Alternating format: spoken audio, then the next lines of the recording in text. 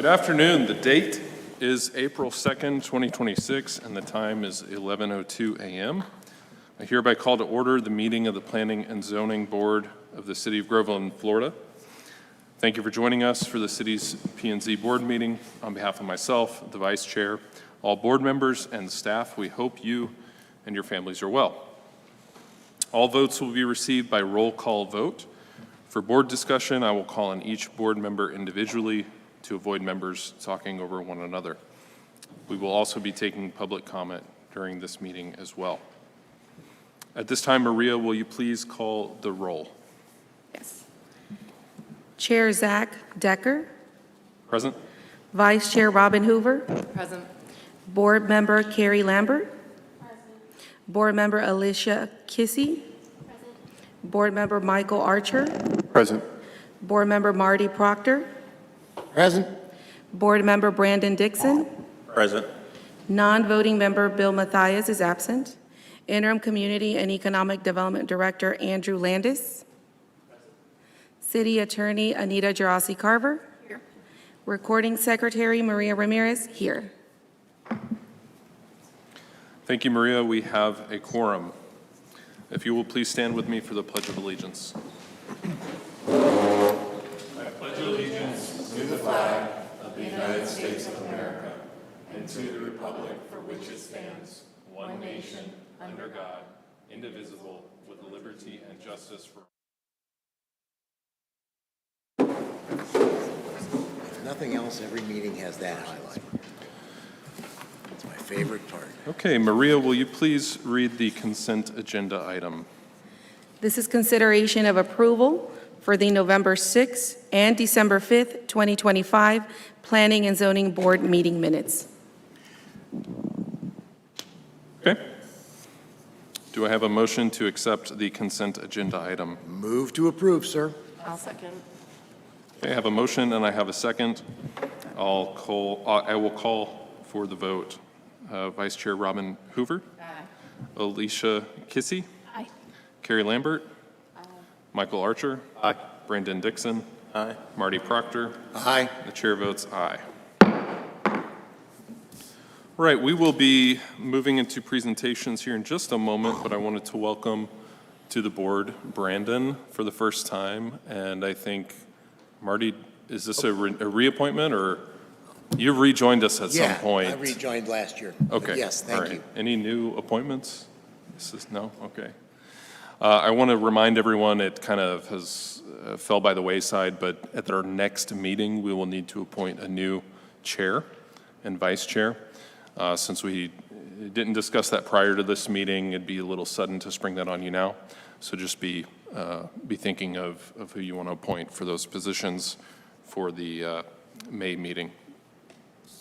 All right, we will move into presentations at this time.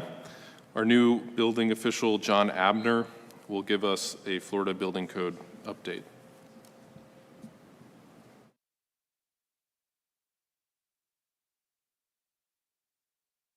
Good afternoon, board and staff. Just wanted to give a quick introduction and kind of tell you where I am on, or where we are on the Chapter 1 amendments. My name is John Abner. I do live in Lake County. I'm a resident of the city of Mount Dora. My wife and I have 25 years have lived there our entire time in Florida. I've been building inspector, building official for 20 years. Worked for Lake County starting in 2005. For the last 10 years, I've been the building official, fire marshal, and floodplain manager for the city of Mount Dora. I'm the former president of the Central Florida Building Official Association of Florida. I serve on the legislative committee for the state, so I spend a lot of my January in Tallahassee working on specific bills, and honored to be able to serve Groveland as the building official.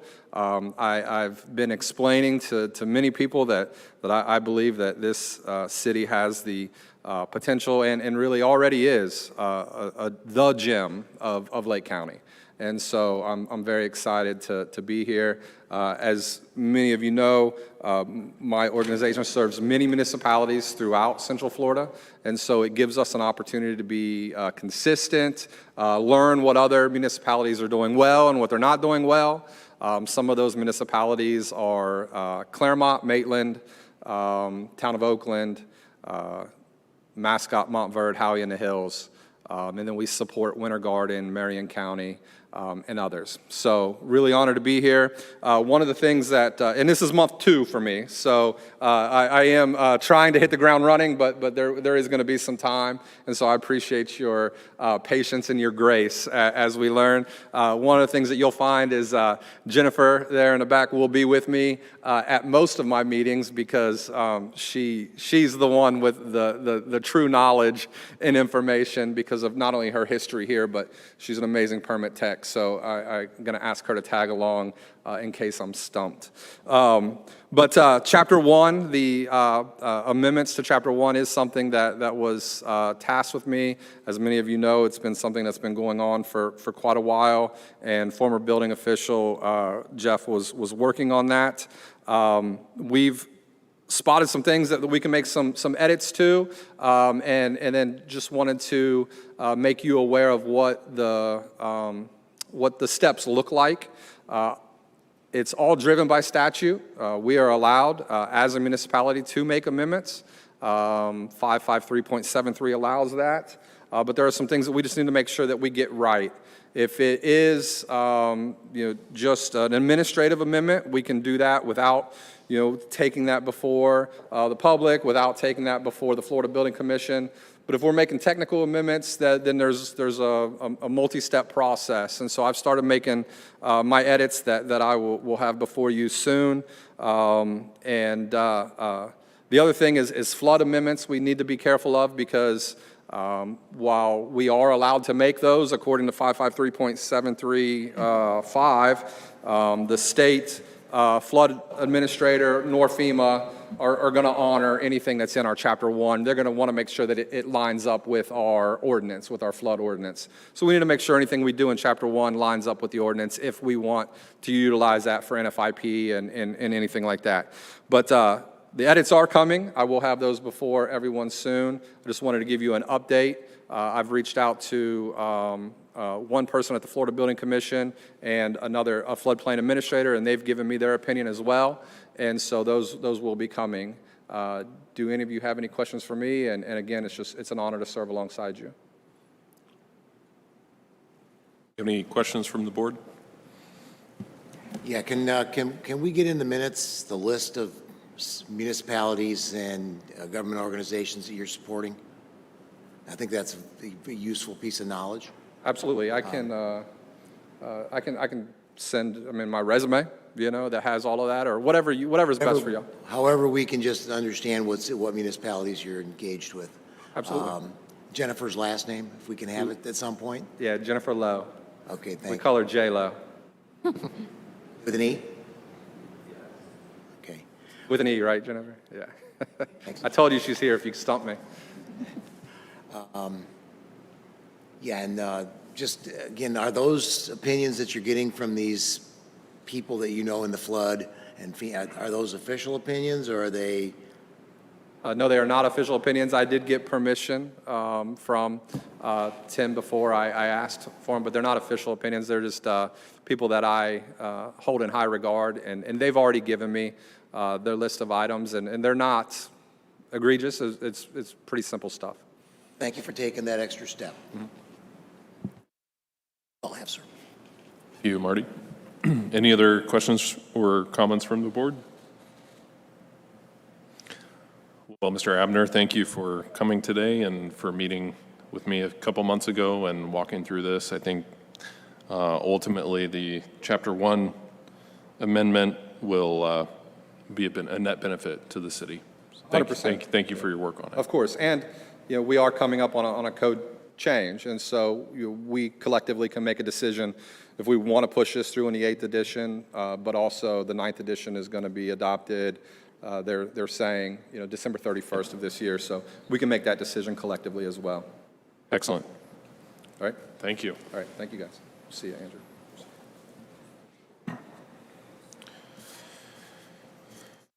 At this time, we will have Anita, the city attorney, give us a Florida legislative update on Senate Bill 180. Thank you very much. I appreciate it. So there were 4 glitch bills that were put forward in this legislative session to try and make some needed changes to Senate Bill 180. They all failed. There was one bill, Senate Bill 840, that the Florida League of Cities supported and really made their best effort to try and get that forward. It would have cleaned up a lot of things that were needed. It was not picked up by the House, and so therefore it could not move forward. There was a companion House bill. The Senate bill was 840, but the House companion bill was 1465. It was very different from the Senate bill, and it never was heard by the House.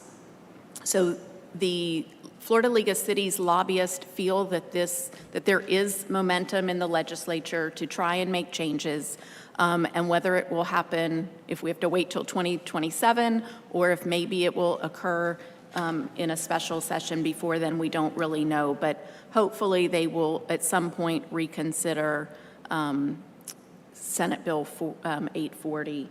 So as a result of that, because you are working on land development code changes and your comprehensive plan as part of the year, I just wanted to remind you of a couple of things that local governments are now, stuck with for a little bit while we hope for changes soon. And that is comprehensive plan amendments and land development code amendments cannot be more restrictive or burdensome because the city is located within Lake County. Lake County is still under a declaration of emergency for the previous hurricanes. And in fact, there's a special section that was in Senate Bill 180 where it calls out the hurricanes Debbie, Helene, and Milton, and we're still under Debbie.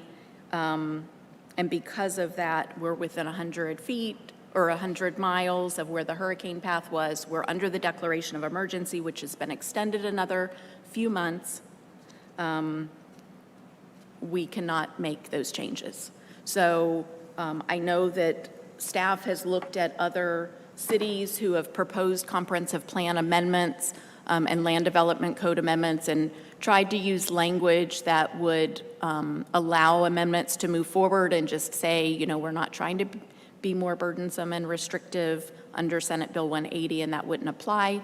And the state land planning agency has not accepted those. So it is a struggle. This will be in place.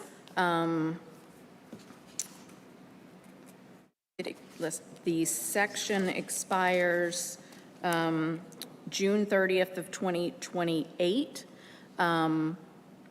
Your inability to, the whole Senate bill, I should say, the inability to make any changes based on those hurricanes will expire October 1st of 2027.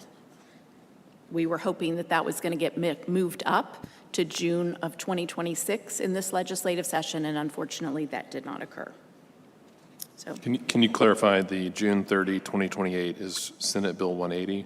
that's when Senate Bill 180. And October 1, 2027 is is tied directly to Hurricane Debbie, is that right? Correct. Okay. Hurricane Debbie, Helen, and Milton, or Helene. Okay, thank you. All I have, unless you have any questions. Can you repeat what you said in the beginning, the 3 bills that failed? Was that 180, 840? So the 4 bills are House Bill 217, Senate Bill 218, Senate Bill 840, which is the Senate bill that the Florida League of Cities felt was a good fix, and then House Bill 1465.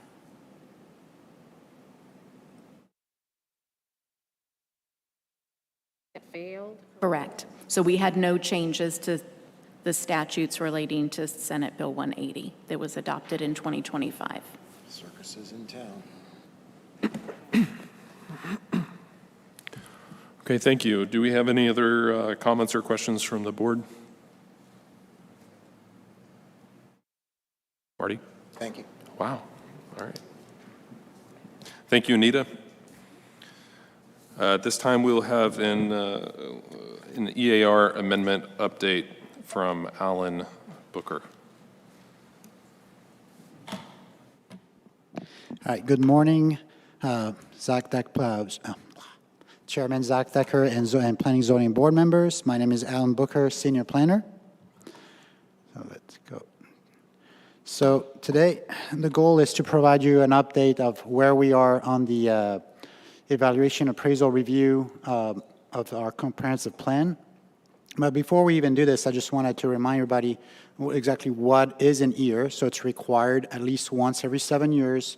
Each local government shall evaluate its comprehensive plan to determine if the amendments are necessary.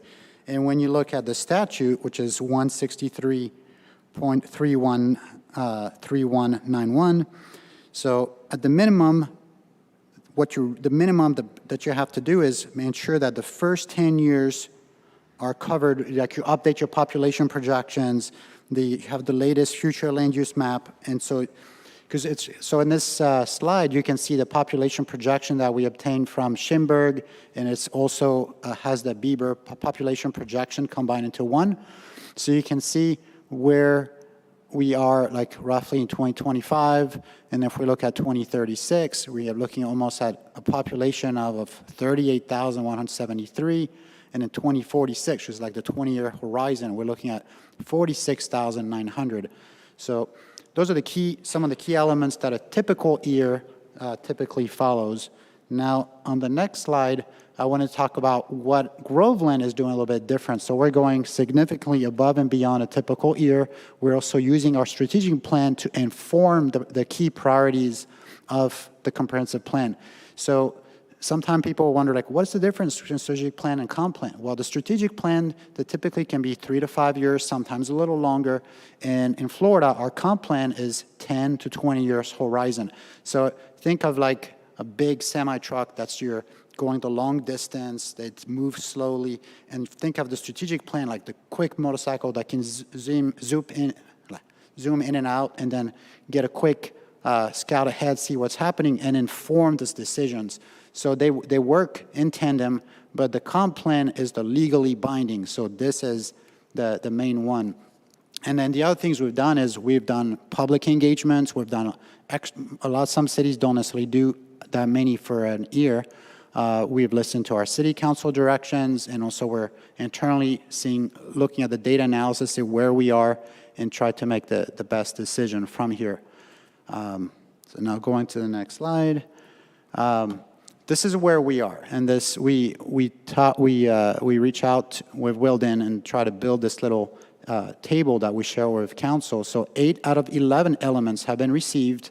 5 out of the 6 data inventory analysis have been completed.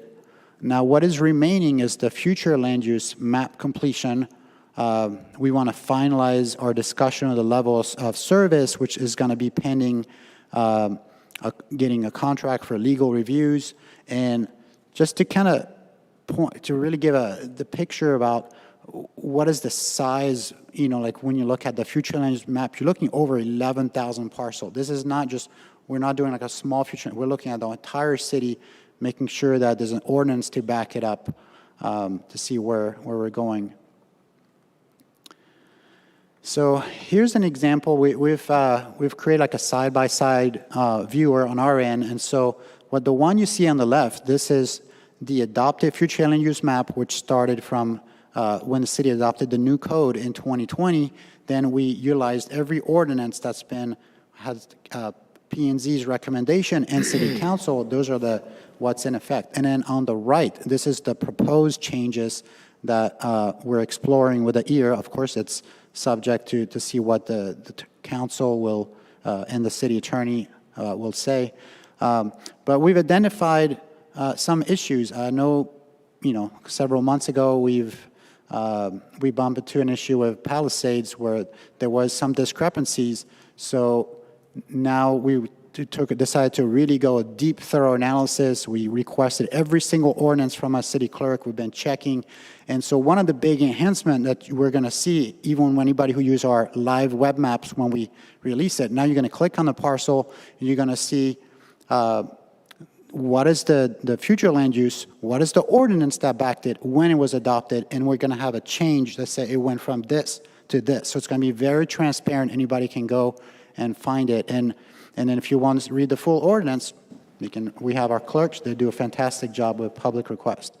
In addition, so the three key issue related to the map that's been delaying is, so we've uncovered some inconsistency between the future land use and the zoning that were predated, like even before 2018. You're talking things that may happen in 2006 or before that, where like the future land use, let's say if your future land use is ag, but then your zoning is light industrial, that's not consistent. We've uncovered some of those, and we've been documenting, and if you look on the map on the right, you see some areas are highlighted in red because we're like, well, we need to see what's the solution. The solution is either we may have to change the zoning, or we can change the future land use, and we're going to make a recommendation, and then you will get to the final say at the end of the day.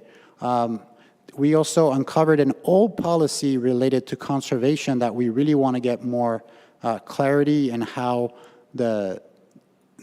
how we use the St. John Water Management District wetlands to split some properties using conservation. So we want to make sure that our data is really good and very defendable. So that's what's going to come out of it. We're going to have a very strong defendable data.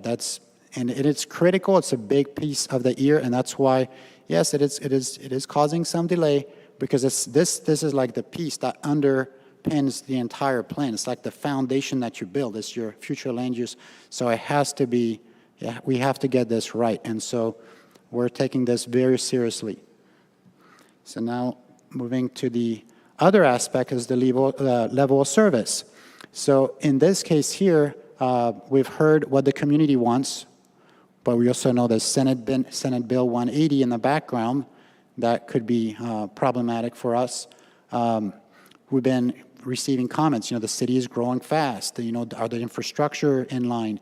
So all those things matter, and including like confirming that if we're going to make a change, do we have sufficient data analysis to back it up, or will further study be needed at some point?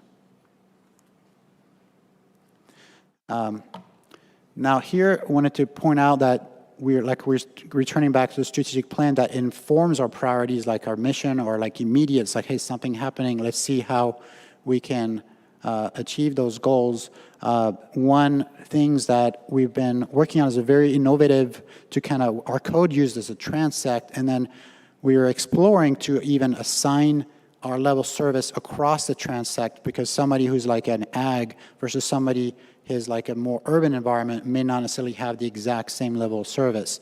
So there's still a lot of discussion happening here that needs to be tightened, and also we want to be sure we have legal guidance to see what we're doing is going to be okay. Like one area I think that was very interesting is we heard a lot of people like, wow, we want to get out of our community. Where are the sidewalks? And the FDOT standard, the level service, they use the standard, they think mostly about cars. But now we want to think about bicycles, we want to think about pedestrians. And it turns out that the FDOT in 2023 came out with an innovative design that used the transect as well. And so they looked, instead of just saying A, B, C, D, they look more, what is the stress level? If you have a little toddler, and would you feel comfortable with that toddler walking on 50? There's parts by, say, Waterside, there's no sidewalks, it's dangerous. That would be like a level 4. It's very stressed. So they have 4 stages. 1 is the best, like you feel comfortable, your toddler or your grandma or somebody in a wheelchair, they're going to feel comfortable. At level 4, it is only the most hardcore people are going to be willing to go and do it. They have no choice. And so they have a whole methodology. It's very interesting, and so we would have to look at through the city and see how we can go about it. I do know that when I worked at the city of Mascot, what they did, they decided to do a study, a mobility plan study, because the idea was instead of just strictly having an impact fee, which helps you at the local levels, because the developer is going to fix something at their right, in, anything that they cause around them, versus the mobility plan, we can be a lot more strategic. It's like, hey, we really need to have this connection because we want to connect those neighborhoods with the sidewalks or a trail. We can use that money differently, but in order to have a mobility plan, you still got to have a study. So this could be something that is really worth exploring in the future. Of course, policies were part of this comp plan. We've been, some new policies have been crafted to kind of reflect what we had in the strategic plan. And there's also some other ones where we heard council at meetings talk about, well, what's going on with our capacity? How can we protect our non-residential development? Because we want the business to come, but if everything is spoken for residential, now we have the rooftops, but we have none left for our commercial. So we got to have a policy to back it up. And we found that we had a policy in the comp plan already that in regard to sanitary, which back then, this policy was 113.1. It's probably going to change numbering. But essentially, once you reach 75%, the city was supposed to start planning and start building the next phase. And by the time you reach 90%, it should be almost fully funded. I mean, we have to go in exact detailed. And in here, what we want to say is, well, what if once we reach 75%, we may allocate up to 35% of the remaining available capacity to support non-residential. Of course, this is a policy to explore to make sure it's going to be legal and defendable. Once again, this will be a change, but it could be very beneficial for our community. And then really going back again to those policy issues is making sure our new policies are, they can work, they're defendable, they have teeth, but also how does it impacted by Senate Bill 180? That's the big elephant in the room we got to think about. And then are they enforceable? Well, here in February, we reached out to the state. We were kind of curious to see, hey, how many people did not receive approval due to Senate Bill 180? Well, here's a status report, which is pretty substantive. I mean, you have Orange County, St. Cloud, Miami, Mascot they were not able to go through. Actually, Ocoee's on there. I think our attorney mentioned there was one city that tried to do an opt-out clause that says, hey, you don't like our new comp plan? Well, maybe you won't enjoy those new density bonus that we have in the new comp plan, but if you don't like it, here's the opt-out clause. You can go back to the previous comp plan, but unfortunately, they did not accept that either, so that solution will not work for us. I know I did reach out to the state in mid-February, and I said, okay, you told me the reports for the cities and counties who did not get approved. Did anybody get approved? Well, she did a search, and she found 2. So we have the city of Cocoa and Polk County. They're the only one. I was able to find and contact Cocoa, and I was like, oh, I'm curious, what did you guys do? It's like, well, we just updated our population, made sure we have the latest future land use map, and the projection goes to 10, 20 years. And we just leave it there and wait for Senate Bill 180 to pass. That was their thing, and they were able to get approved. That's the city of Cocoa. Now, this is something that I found that was pretty interesting, because listening to affordability and where we are, this Demographia, they published this annual report, and they also have like an index chart that they have. It doesn't mean we have to adopt, but it's just like a guideline. And it's kind of like a bit of a rough measure, but they look at price to income ratio to determine, well, is this affordable? Is it getting unaffordable? Is it seriously unaffordable, severely unaffordable, and possibly unaffordable? So it's kind of interesting to gauge. I mean, like some place in California, they're like in the impossibly unaffordable. And then I was like, well, let's see how we stack up versus some communities around us. And what we found is our price to income ratio, we were at 3.65.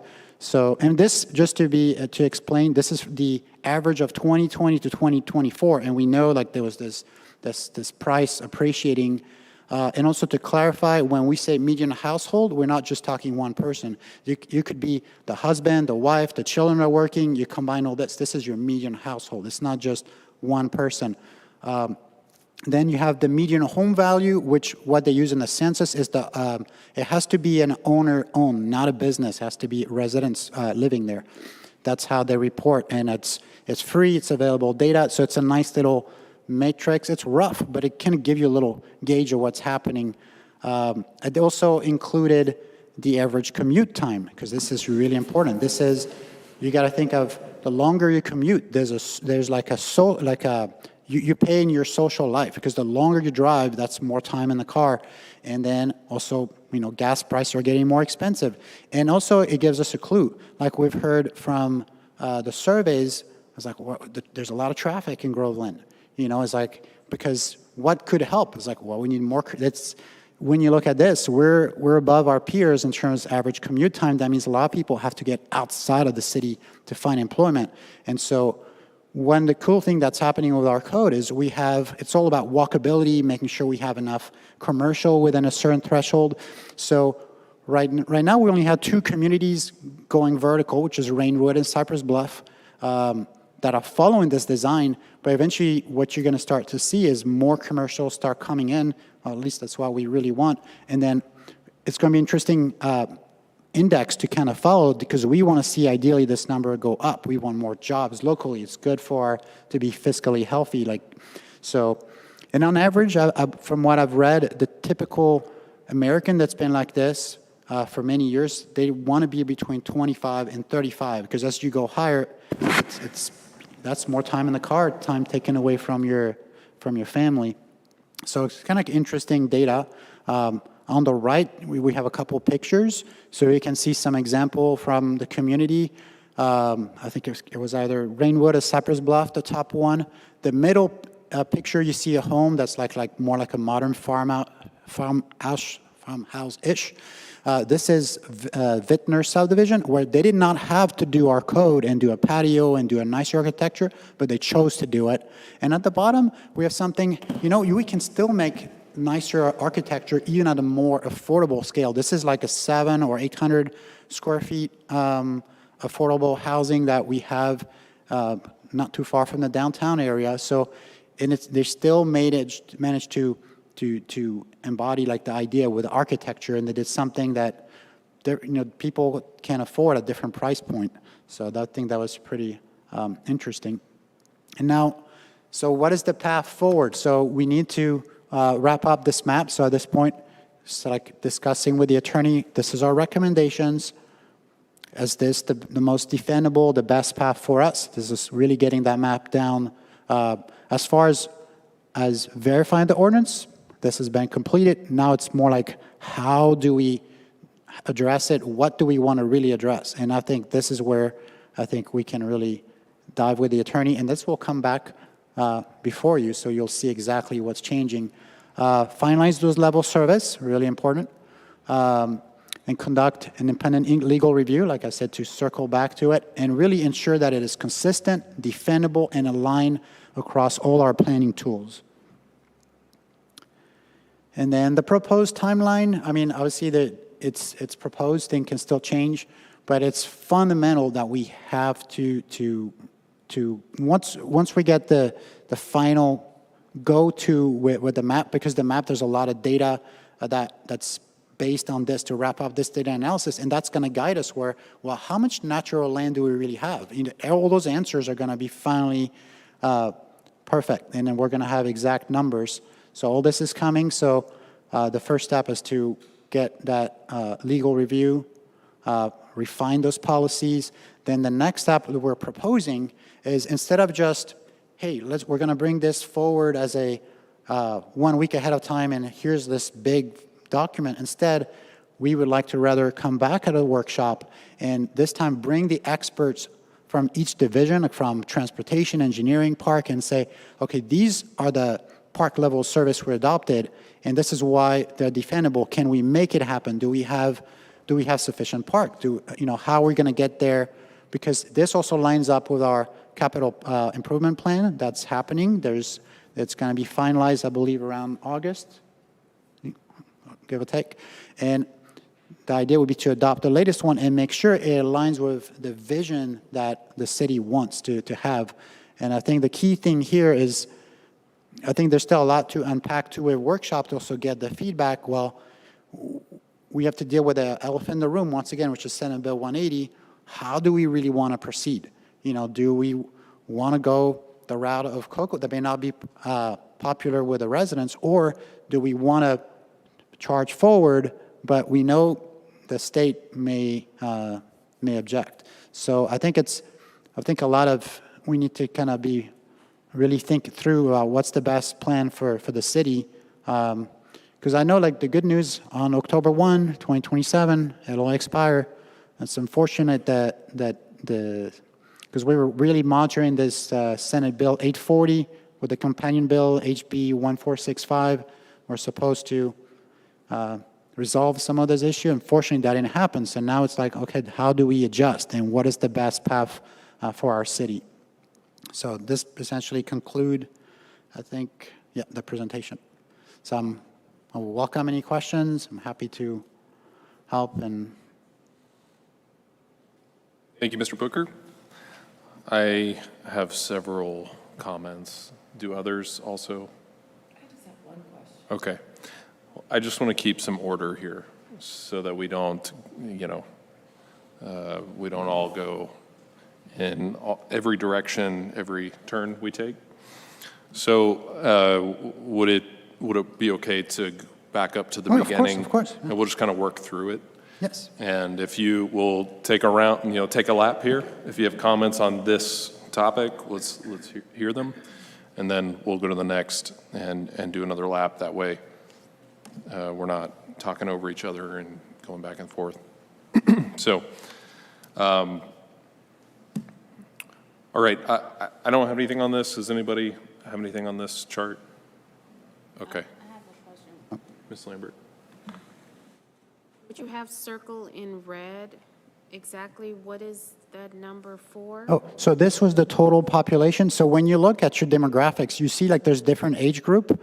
And what's very interesting here is you look at those numbers.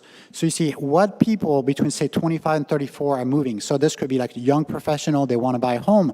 Maybe they can't afford that. Are we building enough home maybe in their range, or are the developers targeting that? So this can give you a lot of clue as a developer to what is the market here. And so, and those numbers also for us to help us plan to see what is our future land use. If the state with Bieber and all that, they're projecting all those numbers, The two red circles represent the two time horizon. So we have a 10 and 20-year time horizon for the future land use required by the state. And so we just circled them and inserted the 36 rather than 46, just because that's a state requirement. oh yeah, the 10 and 20-year mark. Okay, thank you. Okay, let's go to the next. Anybody have anything on this slide? No. Okay. Next one. All right, future land use map. We'll start with Robin and we'll work our way around. My question doesn't lie here. I don't have any at the moment. Okay. Yes, Brandon? if I may. On this future land use map, if you can help me nutshell, what is in it for us as residents and the proposed? What is the biggest benefit? If you can give me a elevator, one sentence, this is the benefit of the proposed future land map. Well, it's because by law, it has to be consistent. We have to resolve those consistency because it has to do with property rights. So if somebody, like I say, if there was during the translation, if people were not given the proper future land use, it's problematic because imagine if you say you can have 8 dwelling to the acres. But now you're ag, you can't do this, and now you exceed the density, we have a problem. Now we created non-conformance. So the idea of this is to bring things into alignments, and that's why Florida is really big about future land uses first, and zoning has to align, they have to flow together. So, for instance, give an example, In 2020, we had a Parks and Recreation, and then I think some future land use were combined, like Parks and Rec was under conservation. Now, conservation in Groveland is strict, it's fair. I mean, some places don't allow anything, but we allow, was it 0.01 floor area ratio, which comes like 1%. The issue, we had a park in the downtown area that has restrooms and all that, that already exceeds that, so it's already non-conforming. So we also created a new future land use category called, it's going to be civic, and then this is where it's going to house some of those, the Parks and Rec can fall under because it's civic use. And say we want to build a hospital someday in the future, or because it probably will happen, like civic would be a good place to have, because it's part of our definition. You can have a hospital or you can have school, and this will actually allow a higher density, because sometime in the code, you're just like, well, what's the floor area ratio? We made a little higher. Look, we benchmark other cities, and part of that civic, it would allow, like, you could have the hospital be enough sufficient height, because, you know, they're going to have a pond and a parking and all that good stuff. So we have to make sure it's going to work. So this would really benefit us. In addition to that, also to what Alan said, we also want to make sure that we're not taking any property owners' entitlements away, because we realize that certain property owners receive certain zonings or future land use that wasn't consistent to what they had previously before we updated the code in 2020. And we want to make sure that they are not losing entitlements and they are keeping those entitlements that they had previously. So if I can just nutshell, we're just aligning to make sure we're legally where we should be, doing what we said we would do, and align with the state's requirements and all that. Right. Okay. That's correct, and providing real accurate information to our public. One of our priorities in the strategic plan is informed and engaged community, and we want to make sure we're providing people with accurate information, property owners, residents, businesses, so they can make informed decisions. Okay, any other comments on this side? We'll take Mr. Proctor No, first. please, go ahead. Well, let's just go in order here. Okay, So, that's fine. Yep. So I have a couple of fairly specific questions to this.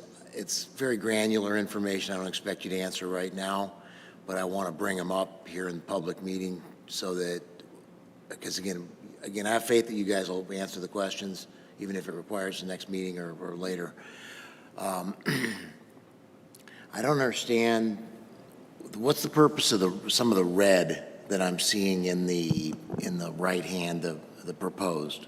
Is that changes? Does that denote changes? Yes, exactly. So, yeah, this is more like internal, but I think it's something like on the comp plan we can even highlight, so just for transparency.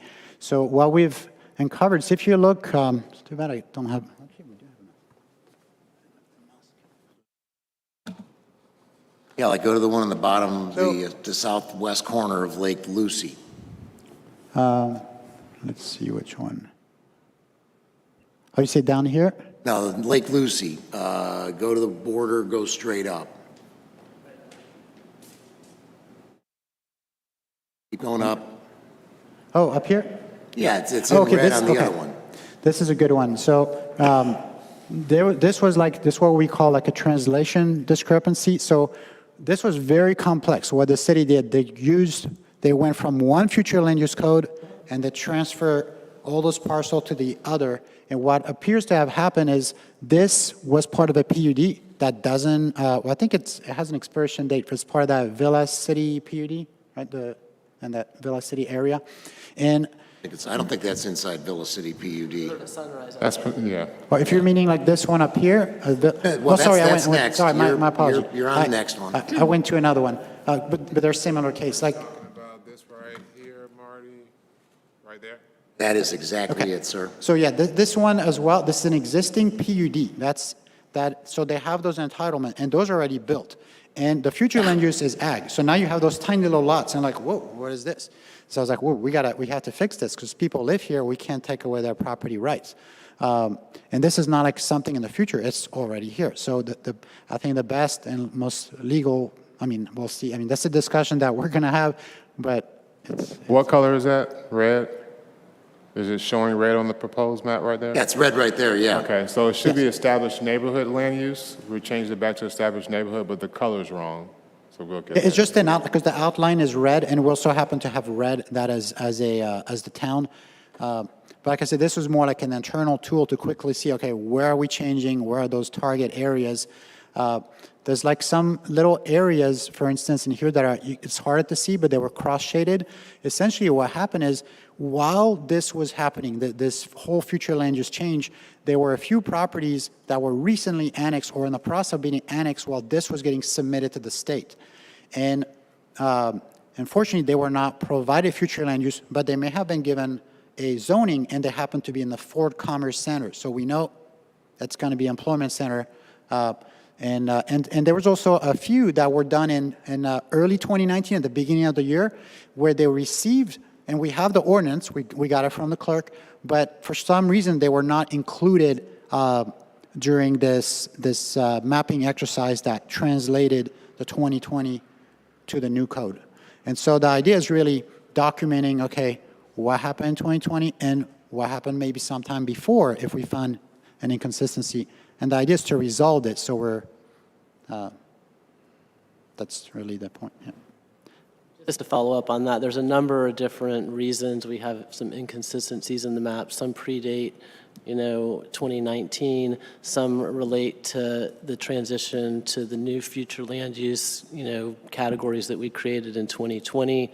And then some are, subsequent to that.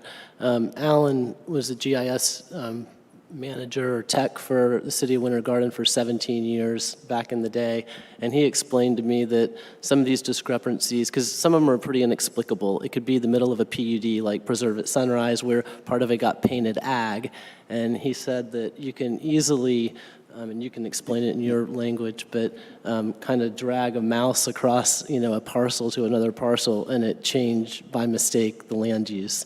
And so these could be technical errors that were made when the maps were created. Do you want to elaborate? Well, just sometimes when you select the property and you reassign, what if you actually select it beyond, like if you use like Orange County or Lake County, sometimes you can search for a parcel, but what if you accidentally added another property? That's a possibility. I mean, I can't really speculate exactly what happened, but it appears there were some of those. There are additional one, I think, to add to Andrew's point is, there was a lot of PUD that there was something the way that before this city had even actual staff, we don't know where they kept those PUD agreement, and sometimes staff's like, ooh, there's a PUD over here, but nobody knew. And so when the translation was made, it's like, well, this looks actually a great case. Let's go on 27. See some red? We discovered that there is a PUD, but at the time the city and council made it a village, but now we found out they have a PUD. So that's a discussion to also have with the owners, like, well, we have the option to find a solution at this comp plan. What would you like to do? So, or we can also leave it alone, and then they're going to have to resolve it through like they'll come before you, and then they can do it. So there's some properties I feel that it's best to let the applicant come, and then we can review it, because there's the one that are kind of easy. It's like, well, I mean, no, nothing's easy, but there's the one that's more clear, because you can look at past ordinance. You can also look at the 2018 map, what they were. That gives you a lot of clues, and looking at the ordinance. But there's some, it's like, well, I don't know. I think this is better served by the planning board and the zoning council to make the best decision. We can analyze when those cases come, and then we'll address that at this time. Okay, thank you. Yeah, that makes perfect sense. All right, so what concerns me as well, same piece of property, go just to the north and east of that red spot on that map. Nope, the other one, over by Lake Lucy. There you go. You're on it right there. That piece of property is essentially an island. It's served by an agricultural causeway that was put into place something like 50 or 60 years ago, when that island used to be citrus. And the current version of Google Earth shows that there's a road there. And that concerns me greatly, that we maybe have one of those same things in reverse, where something is being included in a PUD that maybe wasn't really actually there or can't be there because there's no road access to it. Now, again, you can fix anything and you can build anything, but that's in the middle of a gigantic wetland. To build a permanent roadway where that agricultural causeway is to service that island, what appears to be an island, and it is in reality. I just want you guys to be aware that this is a potential problem. We're going to allow development on an island that may not have ever been intended or possibly have access, similar to the other island we're dealing with in the Plat-La-Caja, where there's a bridge and there's all kinds of technical issues that have come up with respect to that bridge, with public access, with respect to emergency equipment access. I don't think this piece of agricultural causeway, it's dug with a backhoe, is any different than the bridge over going into the island that I'm talking So about there. this predates the Preserve It Sunrise? I believe it does. I just want you guys to be aware of that and take a look at it, because eventually, these are very high-value pieces of property. That entire island's going to be surrounded by lakefront homes.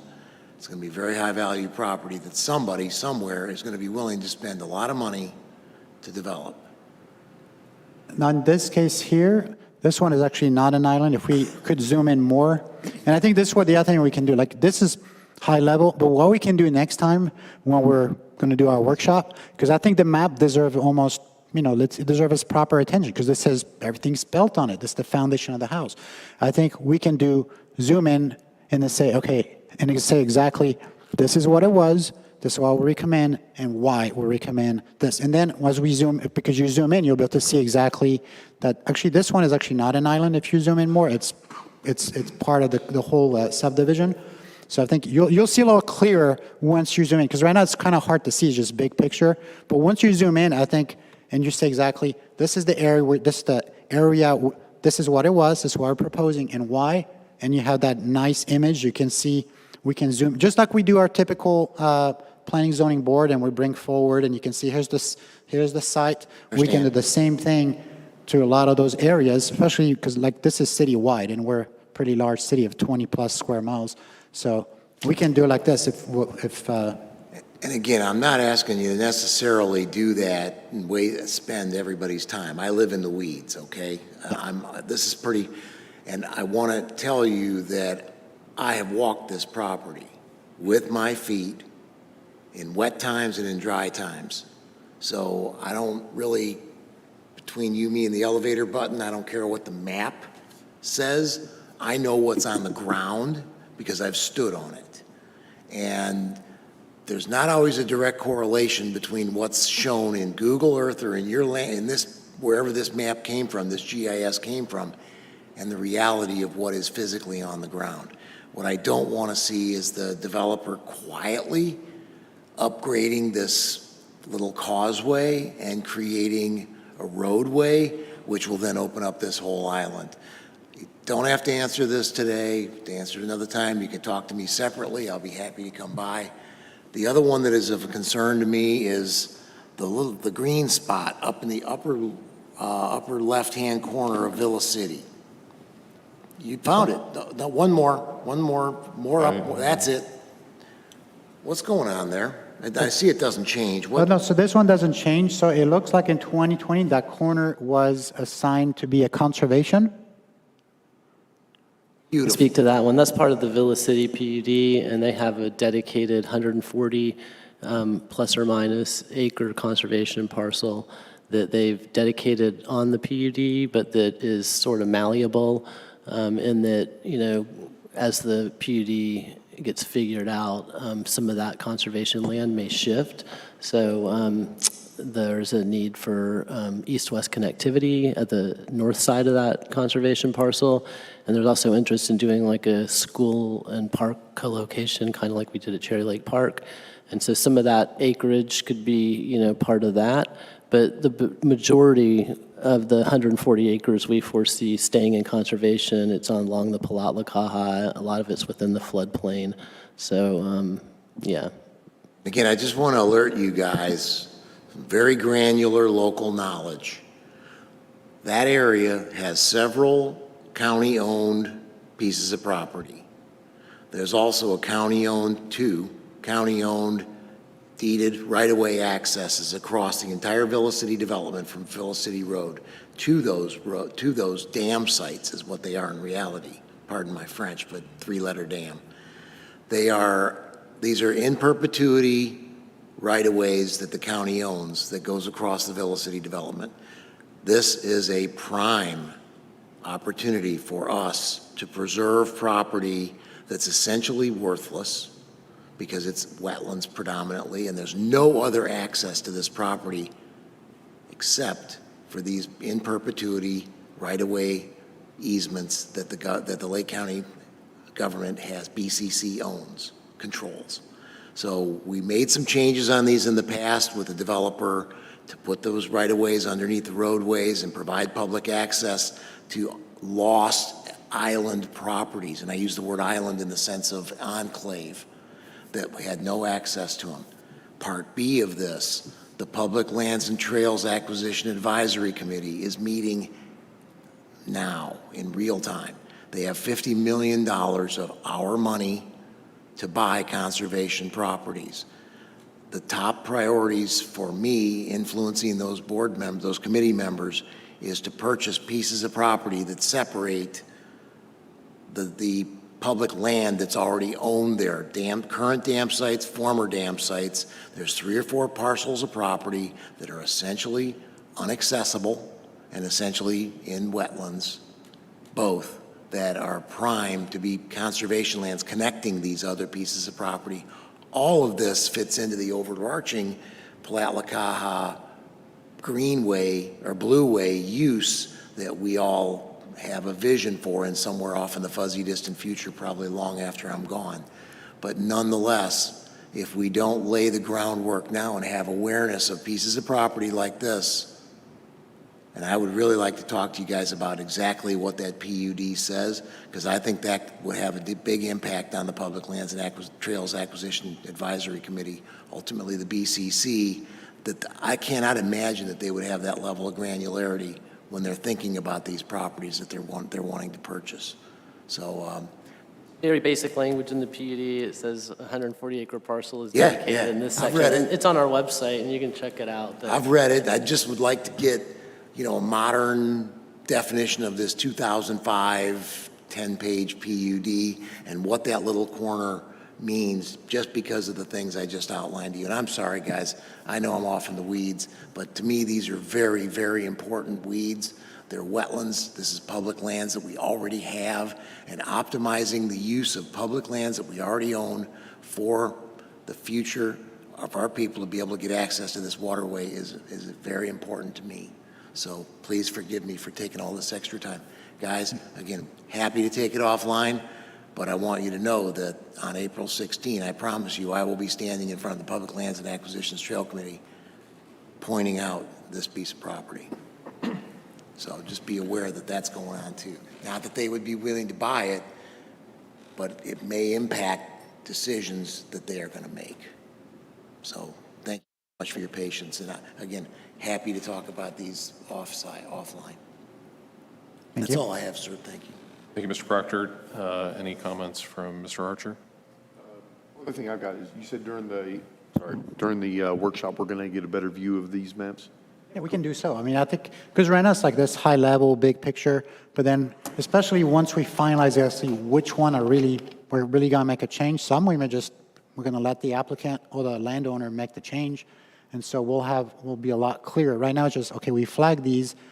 There's some, like I said, are obvious, and there's some that are not. Like, for instance, our public works. We have the Sampe plant, or like the cemetery is a good one. It's currently an employment center. We're recommending to make that a civic.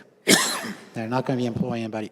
And then the Sampe plan, and I think all the way up here inside the Villa City, I believe Anita let me know that there was a property that we own now. There's 2 properties within the Villa City parcels, one for a wastewater treatment facility that's 25 acres, and then a smaller, around 5-acre site for a water plant.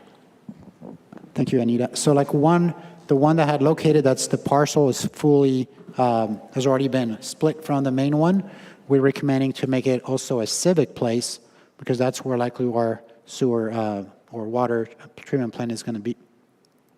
So some, like I said, they're pretty straightforward. I think it's just kind of make it better in alignment with our code. We can definitely have those extra maps to kind of hone in and to get, you'll see better.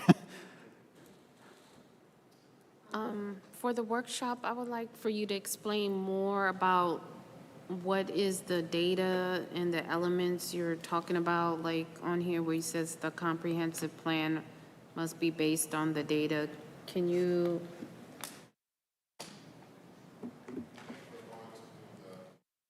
Each slide first. What slide are you talking about, Carrie? Oh, maybe this, the project status? No, the next one. That one. You see on your Oh, third the data, bullet. yeah. Yeah, because essentially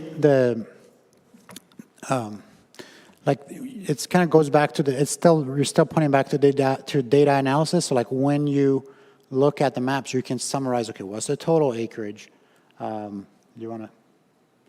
Yeah, so the comp plan is split into chapters based on different, areas of focus. And each chapter has like a volume 1 and a volume 2. So the volume 1 is the goals, objectives, and policies. And then volume 2 is the data analysis that underpins those. And so for just about every chapter, there's with a couple of exceptions, we have data analysis that underpins it. And we'll be presenting that to you in that volume 2. Oh, you don't have a specific data that,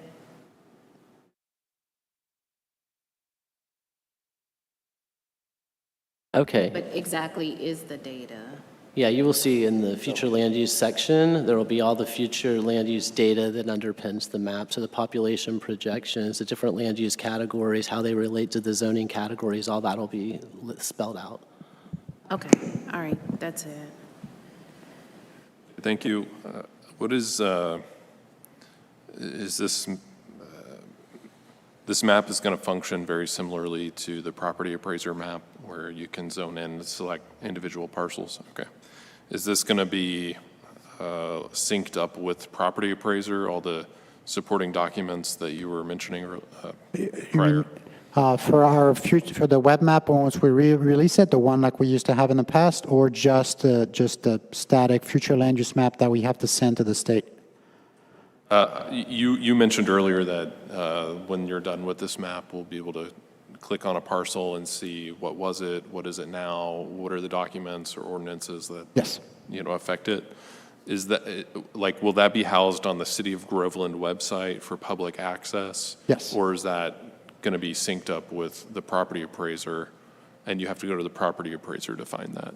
I think it'll be the vision is it's going to be like we had in the past, where you go on our website, see all the future land use and zoning map, and then you can see when you click on the property, it's always going to tell you here's the alt key, and then because essentially we use Lake County has like a live layer that they share, and that's kind of like into the GIS map. So when you click, you see the homeowner, but you also see, oh, here's my future land use, here's my zoning.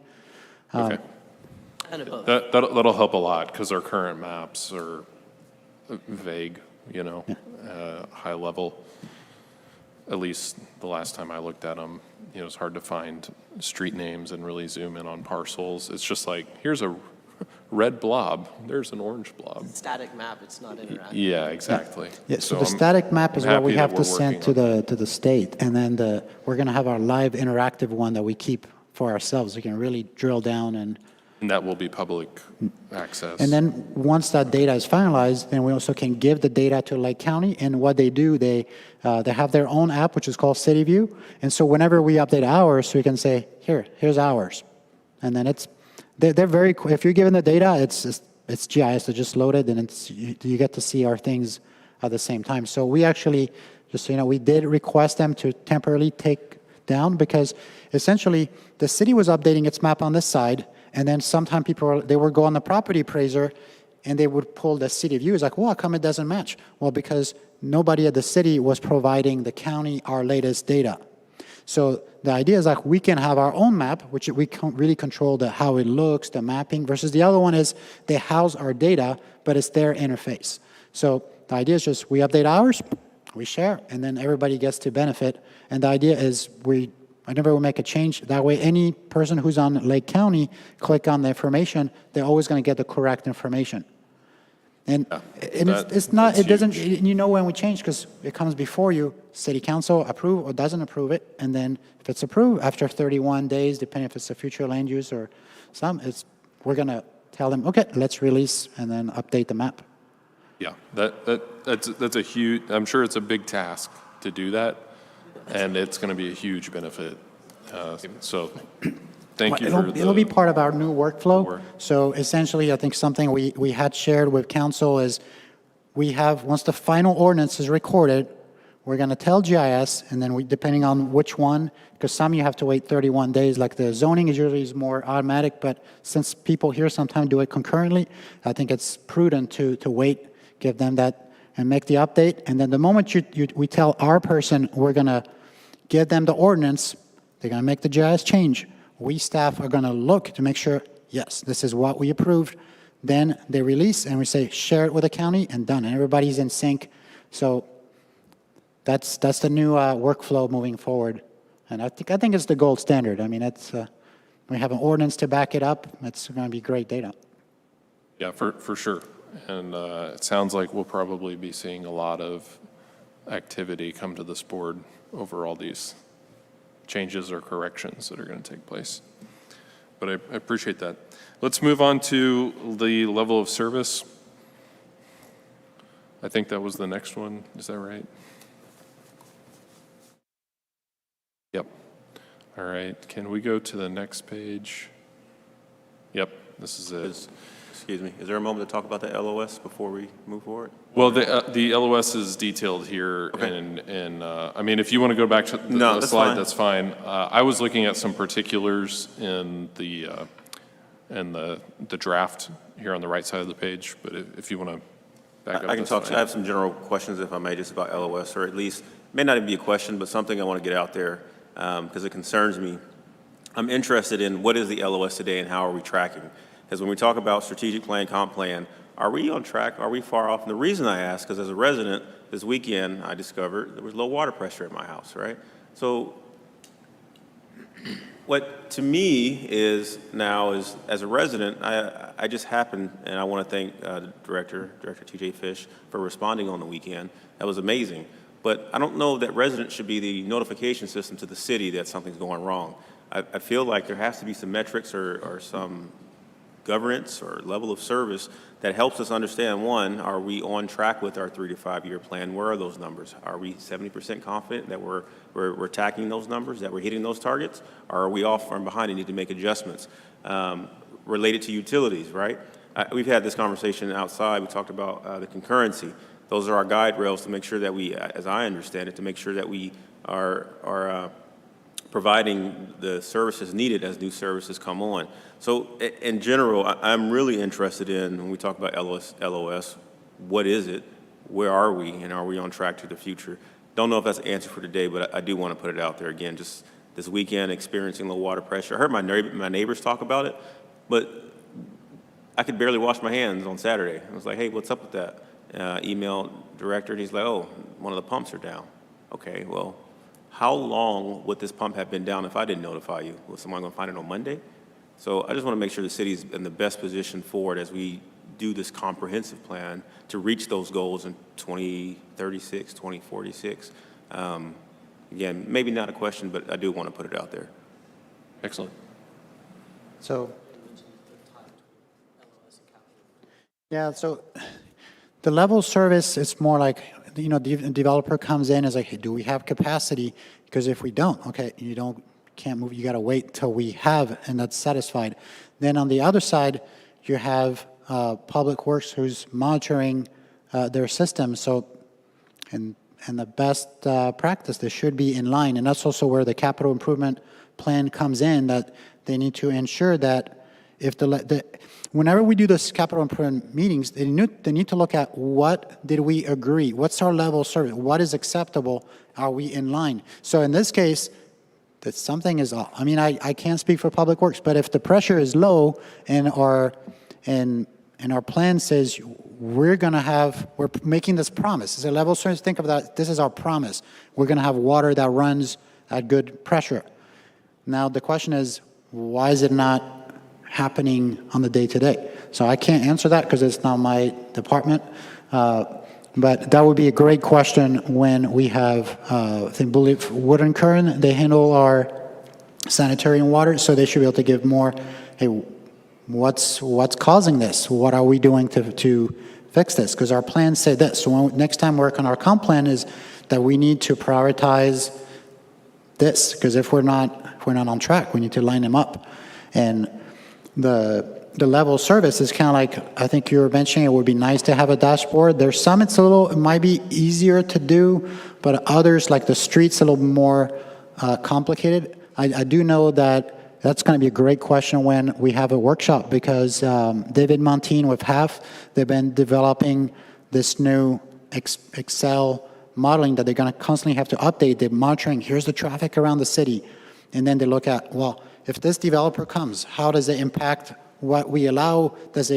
Would it decrease our B or C? Like they track all those things. So they may be able to convert that into like a dashboard, so that next question they can better answer. But first, they need to develop that spreadsheet that we know exactly where we are. And same deal with Public Works. I know they've been working hard on showing exactly, okay, this is the capacity of the plant. This is how much has been capacity spoken, capacity reserved.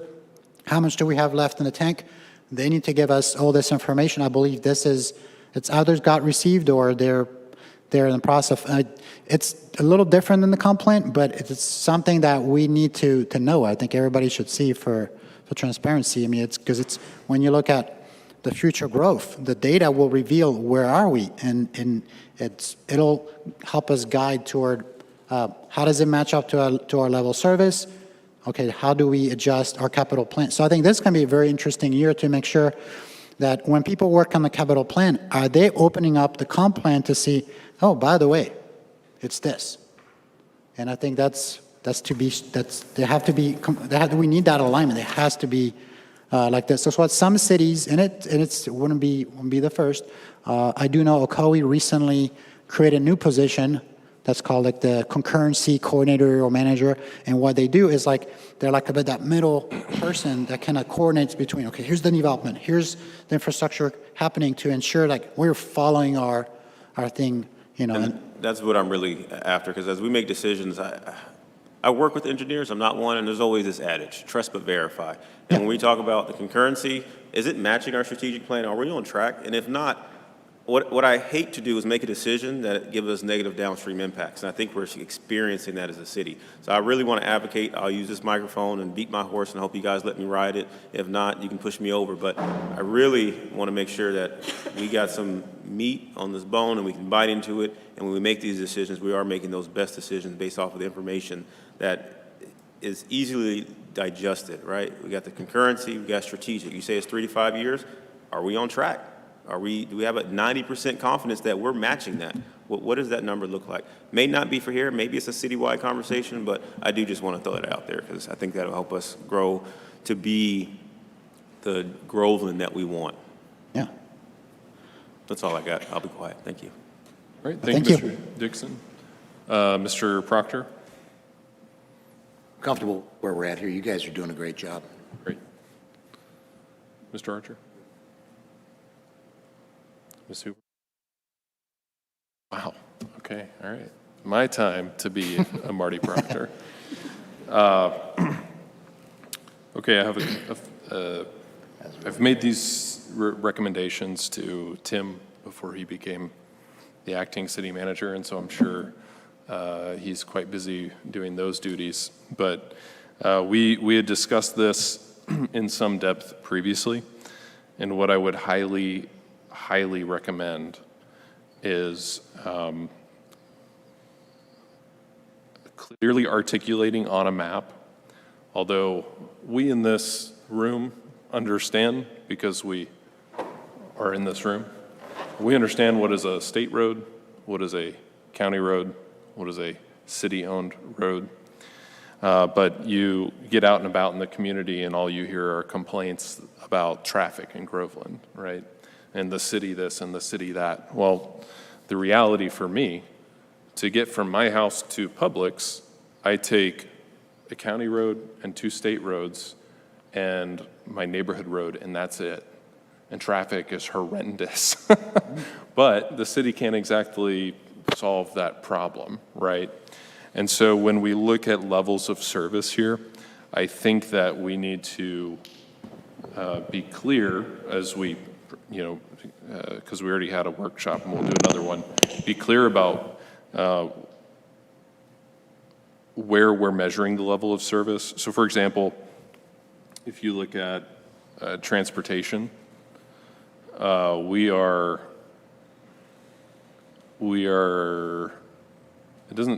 this is our future levels of service, yes? So on this one, I believe, when I work with Tim, this one is more like for the city-owned street, where we kind of have a say. And so I think it's something that our traffic engineer will probably, I'll let him speak more in detail to better correct it.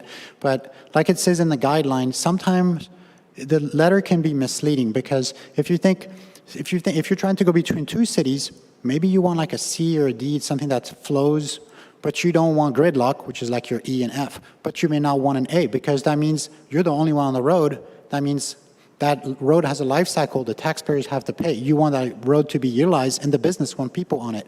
Now, in the busy downtown area, do you want people to zoom with an A and like, whoosh? No, it's actually, the business would rather, hey, let's slow down the speed. So it's a little safer. So you have to be on the down, for instance, we're gonna have the SR 50 alignment. On 50, we'll probably want to keep, I believe right now, just as a state road, so I think it's on the comp plan where we actually have the Lake County and FDOT guidelines, which that's theirs, and it's their road. And so on 50, they have a D, but they also have, they have another D, so they have D on 50. But perhaps we need to look back on Broad Street when it's going to be turned over to us to see what lines up best for our community, and and I believe that's where Tim was putting some of the letters for the city-owned street, because the businesses, they still want some traffic, but so think faster on the highways and, a little slower, maybe even reducing perhaps the speed limit, because that reduced traffic accident. And that could be something that, the police, they keep really good data of a traffic incident, so we can see which roads can we make a difference, because sometimes 5 miles an hour, that could be a huge difference for a pedestrian or a little kid, so that something to really look at, and even work with FDOT, because we used to be this little small town, was it 20 years ago, maybe 5,000 or so? This is not the case. We're becoming a city. I drive around sometime with Dwayne, we do our posting and we inspect the site, and people are just zipping through and they're going way too fast, or you see little kids on e-scooters next to a road, people are doing 60 miles an hour. It's like, maybe it's time to have a communication with what does the community wants. Can we influence FDOT and work with TJ, because he's the transportation, he has connection, and we can see, is there a way to reduce a little bit? And which I believe we're going to get some more red lights, I know, on 50 by the Starbucks and all that. Yeah, we had, so your question was the main subject of our most recent call with the traffic engineer, David Muntean, who will be here to speak to this group in the future, and he can explain the rationale behind our approach. But what we all decided, I think collectively, and correct me if I'm wrong, Alan, but we're going to adopt a level of service for city streets of a C. There was a lot of consternation at the city council going with a D or lower service level. People think of it like their letter grades, even though they're not supposed to be thought of that way. So people think D's like bad, like you got a D on a report card, and it's really not that. But so we're trying to kind of educate and change that mindset. But we also want to recognize that there's state roads, county roads that we can't control. And so I think we all decided that we're going to, and with TJ on the call, that we're going to adopt the level of service of the county and state for the state roadways, and then adopt our own level of service C for the city roadways that we can affect. And I think that's a very defensible approach. So that's what we're presenting. Okay.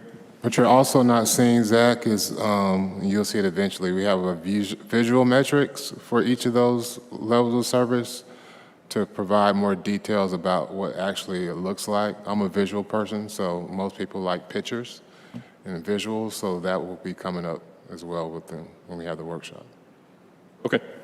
Yeah, perception is reality, right? That's what we always say in my industry. And so when the residents look at this and they say, oh, we're going from a C to a D, well, we need to What does it help mean? them understand, well, here are the factors. This is what's affecting it, right? And having that supporting documentation or data, Dwayne, will be very helpful. Well, and what Dwayne's mentioning is even imagery that just shows what some of those roadway sections look like and how many cars are in a square block, for each level of service, because a D isn't really all that bad in reality. And if you want like people in a downtown, you want to have at least a D so that you have more walkability. Right. Well, level of service and speed are not always the same, right?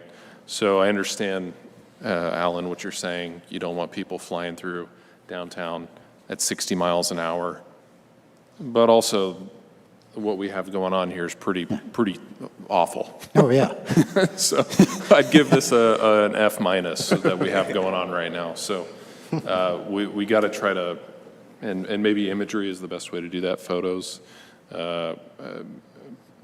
It's also broadening the show the, set the table, so to speak, show the future there. And broadening the conversation, too, to not just talk about car traffic, but as Alan mentioned earlier, that pedestrian level of service that we're talking about including. And that wouldn't be included as a level of service right away. We would have to do a study that would underpin it, and it would come in the future. So we would have a policy in the comp plan that would set us up for that. Okay. And just to add one more thing, I believe I heard you say, it's to kind of really clarify for the people that are not in here, what's the really difference between a city street and not a city street? Because I know a lot of people is like, am I in the city, am I in the county? It's always confusing because it says you're in Groveland, but then we have to kind of really, do a better job at explaining that, hey, this is Lake County, so we would need to influence them because it's their road, but on the one that's ours, here's what we can do to explain like how they got to those numbers. It's a difficult situation.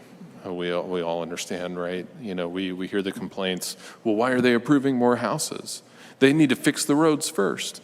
And we're like, well, I mean, that's not our road. We've been going for years to Tallahassee and beating on the door and saying, hey, come fix this. But should we really not grow as a city because the state or the county won't fix something?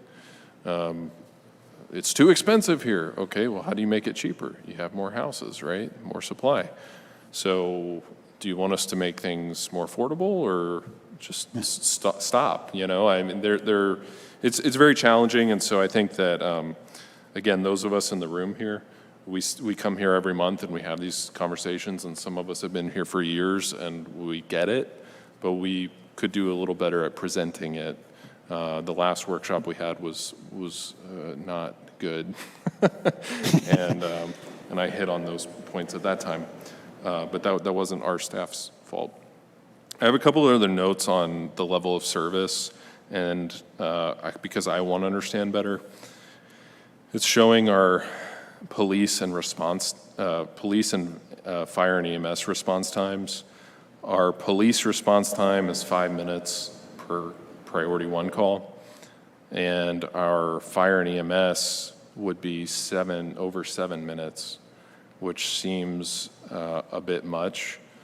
I did have this conversation with Tim prior, and I understand police vehicles are roaming around the city. They're mobile, right? It's a little easier to get to a call. You don't just roll around in the fire truck all day, right?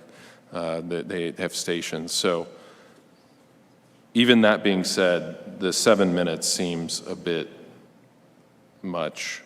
So my question is, do these, I know, for example, we have up on 19 and O'Brien area, we're building a fire station over there, right?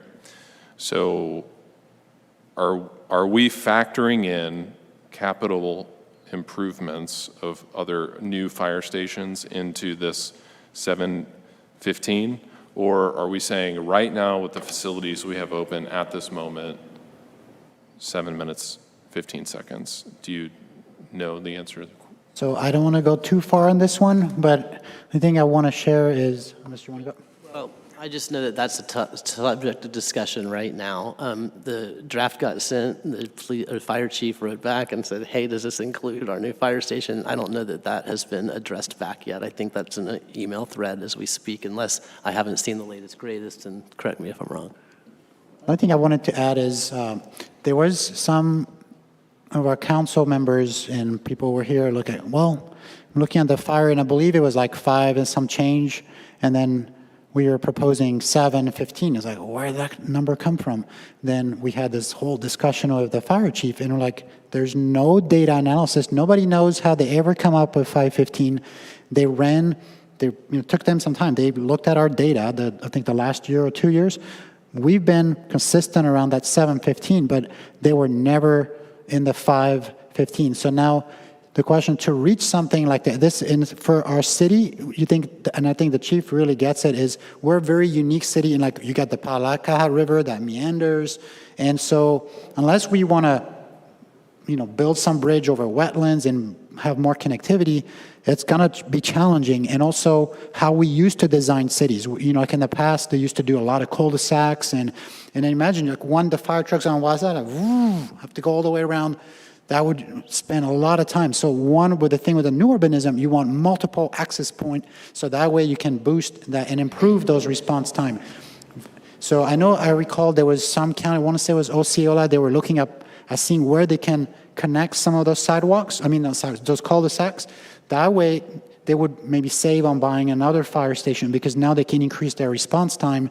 And that's really where our new urbanism is actually working in tandem with the fire department. We're not in silo, and I think that's really what needs to be communicated, because how we design, in complaint you're saying the built environment, but if we use plain language, is how we design our streets. We want to maximize those connecting points so that they can get there fast and in and out. And I think we had done, an internal presentation one time, and you could see, I think we used like the new urban, like Rainwoods, the new subdivision, have multiple access point. The fire truck can go, turn around. But like if you were in, I think around the Cherry Lake subdivision where they were trying to do this PUD amendment, there's a lot of cul-de-sacs, and it's great if you live at the end of the cul-de-sac because it's less traffic, but now the fire truck has to go all the way around. That's more wear and tear on our truck, and it slows down our response time. So I think it's something to be considerate with this, but I think this is where, when we bring each expert from each part of the city, they can say, okay, this is where we've always been operating. Now, if we really want that 5 minutes, how much more do we need to increase our taxes or rebalance or deprioritize? Because it's always like we only have so much funding, and how do we get there? And I think that is the challenge, but also looking at the geography of Groveland, what is optimal? And I think the fire chief, I'm sure he spent a lot of, he's strategizing, where's the best location for my fire station? And I know he works very hard to optimize, and he's a great chief, so. Yeah, We're getting a little granular, so when we have the workshop, we'll have the fire chief, the police chief, and others here to answer these questions. well, I'm giving you the feedback now so that you, I've already done it once before, and anyhow. I'm not a expert here. I just use AI a lot, and AI is telling me that the standard is a 4-minute response time for EMS. So 7's quite high. So Like 8 in all that Orlando? to just say,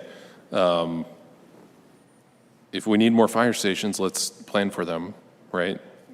And work on this, because taxes are going up. People are not happy about that. Assessments are being done. People are not happy about that. And what we're showing them on paper is, hey, we're going to charge you more, and we're going to reduce your level of service on fire response and EMS, and we're going to reduce your level of service with traffic. And that's not a good, it's not a good pitch. Again, perception's reality. Yeah. And technology has the ability to help with this as well. I think it's the city of Orlando. I just read an article. Their response time is much higher. It's like 8 minutes, but they can cut 3 minutes off that with drones. And so Your next traffic accident, literally in Orlando, a drone might show up before the police officer and start asking questions and filling out the report. But those are ways that in the future will cut down on both police and fire response times, I believe, and soon. Yeah. Well, look, I live on a cul-de-sac. It takes me 5 minutes to get from my house to the entrance to my neighborhood. And then from there to 19 is another 2 to 3 minutes. But if there was maybe a 400 to 500 foot road connecting to 19, I'd be on 19 like that. Now I have a small kid and I don't want all that traffic coming in, so I like being on my cul-de-sac. But that's a prime example. That 7 minutes got burned right there, just going up and around, and 5 minutes just to get through my neighborhood because people like to park and you got to weave in and out. They park on the road. Anyway, I digress. Any other comments on, I did have another question here, I'm sorry, on levels of service. Did these account for all of the PUDs that have entitlements that are not yet built and we don't have a timeline for them to be built? Unless it's specified in the PUD in one of these specific areas. So say there's like a level of service for parks listed in the PUD, then that would carry the day over what we would put in an ordinance subsequent to that. But for most cases, yes. So the 715, as an example here, fire response time accounts for adding a whole new planned unit development that's maybe not even on our radar right now, but got approved 20 years ago, and they could come in and pull permits and start building right away. That's what I'm asking. I just want to make sure my question makes sense. For an example, like the Bright Hill project you're saying on North. Well, Bright Hill's a newer project, but I mean, I Village don't. City PUD, you're saying? I'm sorry? The Village City PUD, that's for an example. Sure. I can't answer that question. I'm not sure if it includes those PUDs. All of the entitlements that we're aware of are taken into account when Okay. we do these response times, make decisions on siting of stations. I think we know of all the PUDs. For the first 3 years I was at the city, and Anita can attest to this, we would come to these board meetings and people, Marty was at some of them, people would come out and say, hey, I've got this PUD, and the staff was unaware of it because the city had poor record keeping. So that actually was the point I was going to raise earlier when we were talking about the map. That also resulted in some map discrepancies, us finding out after the fact, after we had done that 2020 map. But yes. Okay, thank you. Any other comments on level of service? Okay. Infrastructure capacity allocation. Policies or? I just wanted to clarify so that we're all on the same page, that what this states is that once we reach 75% of our capacity, the remaining 35%, but let's say we hit 75% capacity, that means we have 25% capacity left, and of that 25%, 35% will be allocated to commercial and non-residential. Is that correct? Yes. Okay, all right. And this was, like I said, this is like a draft to kind of see, because this is what we heard at council, because we have to be sure that apparently we're running pretty tight, that we can't just do it. You know, like you have to be very transparent. You can't, because legally, you can't just block one developer. And so we need to have it in our laws that give us power to do so. And I think this will help us strengthen it. And then it goes back to having legal review to make sure it's like, does this align with state law? We're okay, and then moving from there. Okay. Any other comments on that? No? Okay, and then the affordability, good job on the graph there. I like that. I think that's very helpful. Any other comments? No? Of course, this is a little rough, because like I said, it's more like a general guideline as a benchmark, because this doesn't tell you, do you have an HOA? Do you have a CDD? There's so many variables that you don't know, and but it's rough, but the idea is because the census provides it, and in December of this year. They should be having the new 2021 to 2025. And so it's just a nice little benchmark. And I got this idea from Alain Berthaud. He used to be the principal planner for almost 20 years with the World Bank, and he's done a ton of research throughout the world. And he said this is something most cities, sometimes they call it the comp plan, sometimes the general plan, the master plan, but they say it's nice to have this benchmark because as an economist or urban economist, they view more cities as a labor market, and we have this what's called a creative collision, just like we have in this room right now. You bring different experts together, because if our people are spending 35 minutes all alone in their cars, they're not meeting with other people and creating new ideas. And then that's the whole point of cities. So labor market, we get together. Silicon Valley, they're there for a reason. You have different minds get together, they create some great new ideas, and they're being innovative. So that's why we want to kind of pay attention to these things, because creative, what they call a creative collision, is really important. That's why we want that walkable, and we want our downtown to thrive. We want the people on the streets. We want those random collision, and you're like, whoa, and you get those new ideas. I think that's some of the ideas here. Excellent. Okay. Is that it? Anybody have any other questions? I think the last slide was path forward. Go ahead. This is right field compared to some of the things that we've been discussing, but how we were talking about the SB 180 and that currently we're in the 100-mile range. Is that something that we could utilize to our benefit right now within the next year and a half in any way, shape, or form that we're not taking advantage of somehow, some way? I don't know. I'm just throwing that out there because that's a year and a half's timeline. I mean, such as like disaster relief yeah, funds for disaster to relief build funds fire or something stations, available, so we you reduce know. the time. And I mean, look at the BP. They're just now taking down their overhang, and that was damaged like 3 hurricanes ago. So if they can do it, why couldn't we? So I'm just throwing that out there. Maybe not for today's answer, but something to think about possibly sooner than later, since that doesn't expire until October 27. But that's it for me. Thank you. Thank you. All right, I think that concludes the presentations. Do we have any comments from the public, the 2 employees that we have? All right. Any comments from the board members on any other items? I do have one thing. if Okay. A few months ago, the Planning and Zoning Department came through and did their own tour of the Groveland Historical Society. That's been 7 years in the making. And last week, thanks to Jeremiah, on Wednesday, we had 2 15-minute presentations here in the Purrier Building, and I probably did about 35 individual tours, all with city staff. I would say 95% of the comment was, I've never been in here. So it was interesting to see. It was fun to see some department head senior pictures and different employees that were, Groveland High School graduates, from the 70s to the 90s, and pictures and things. So I just want to say thank you, because that started here with this department and wouldn't have been able to move forward for the entire city if it wasn't for Jeremiah and his team. So thank you for that. It was fun to be a part of. Thank you. Any other items?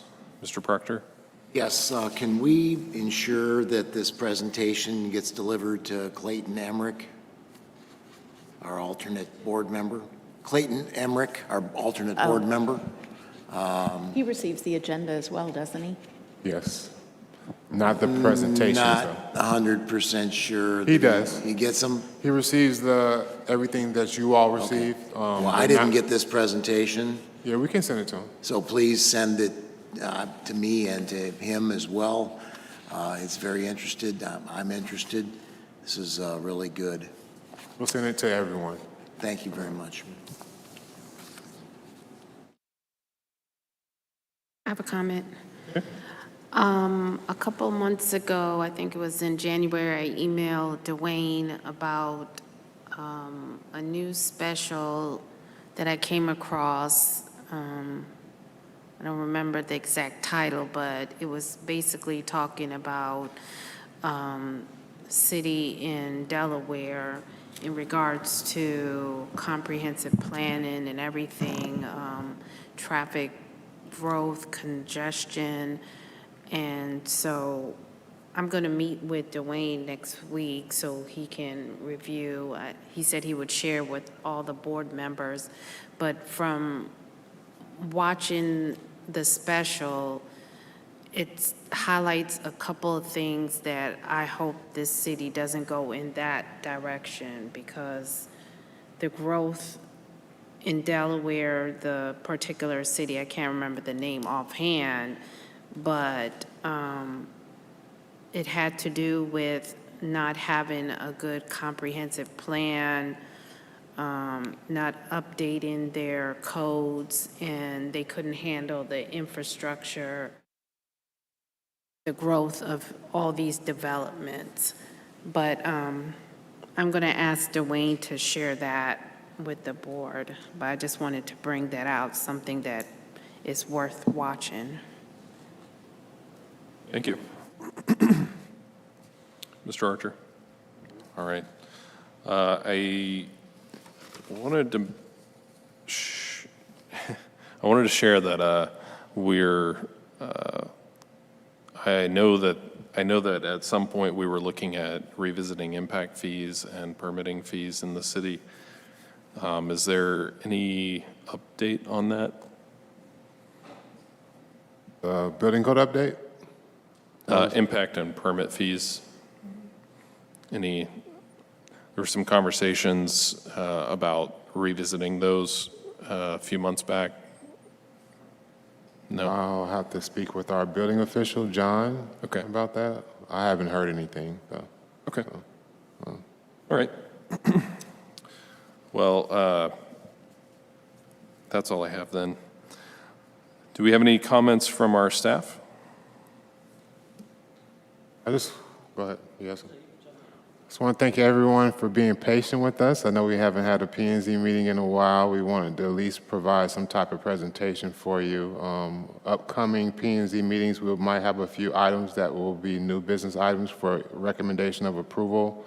We'll have our regular scheduled time for the following month at 5:00 p.m. However, there is an opportunity to flex the times of the meetings.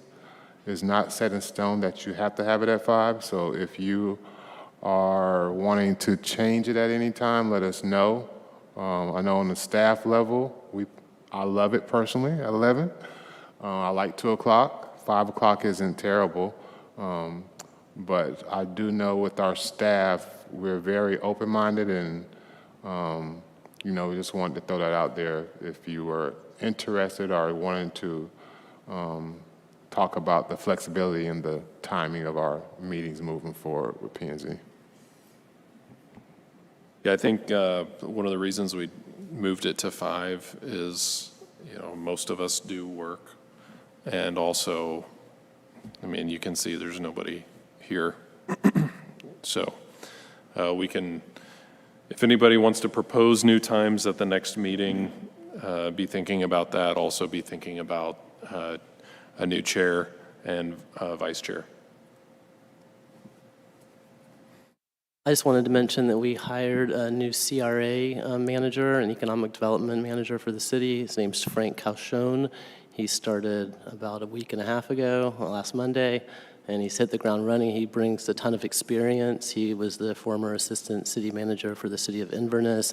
He's been a CRA manager. He's a certified economic development. I'm going to blank on the last word, but it's a hard accreditation to receive from what I understand. So he brings a lot of experience, he had a lot of good enthusiasm. He's an energetic person, and we're glad to have him here. And then I'd be remiss if I didn't say something about this being Anita's last meeting. Anita's been with the city for 21 years as a city attorney. This is her last planning and zoning board meeting. We're all very grateful for your service. I've really enjoyed personally working with Anita the entire almost 7 years I've been at the city, and we're going to miss her greatly. So thank you for everything, Anita. Thank you, Anita. Thank you, Anita. Thank you. Do you have any final comments, given this is your last meeting? The city is a wonderful place. It's where I grew up, and I'm very happy to have been able to serve you for this long. I will certainly miss this board. I think you really do genuinely care. You want to make things better. I think you do get into the weeds, but sometimes you need to. And it seems like this board is going in a really good direction. And you have amazing staff at the City of Groveland. They are who I am going to miss the most because they really care as well as you do. They're doing their best. They have challenges. They need more people. And I know that's not always a popular thing, that you need more staff, but you really need people to be able to have the freedom and the time to do a good job and not just rush things through. That's where we come up with the errors that we find along the way. So they need support, and I hope that you will always stand up for them and support them where it's needed, because they are doing their absolute best to make this community grow in a way that everybody can be proud of. So it's been a pleasure to be with you and the city, and I wish you the best. And I'll be around if you ever have questions or want something you need to know that maybe you can't get elsewhere. I'm happy to take your call and be here for you. Thank you. Thank you, Anita. Yep.